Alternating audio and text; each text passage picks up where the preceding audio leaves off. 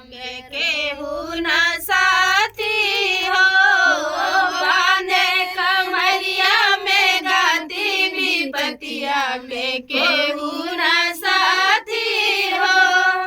पहली विपत मोरे रामा पे पड़ी गई, पहली विपत मोरे रामा पे पड़ी गई। 12-14 बरस बनवासी विपतिया में केहू न साथी हो।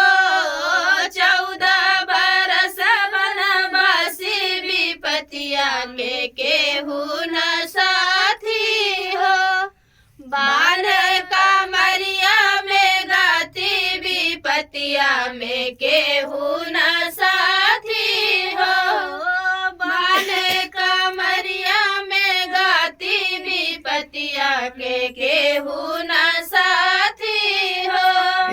दूसरी विपत मोरे लक्ष्मण पे पड़ी गई, दूसरी विपत मोरे लक्ष्मण पे पड़ी गई। हरि लई गया रावण पापी विपतिया में केहू न साथी हो।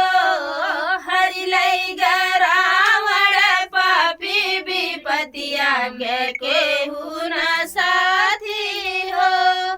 बान कमरिया में गाती विपतिया में केहू न साथी हो। तीसरी विपत मोरे लक्ष्मण पे पड़ी गई, तीसरी विपत मोरे लक्ष्मण पे पड़ी गई। शक्ति लगी बीच छाती विपतिया में केहू न साथी हो। शक्ति लगी बीच छाती विपतिया में केहू न साथी हो। बांधे कमरिया में गाती विपतिया में केहू न साथी हो। बांधे कमरिया में गाती विपतिया में केहू न साथी हो।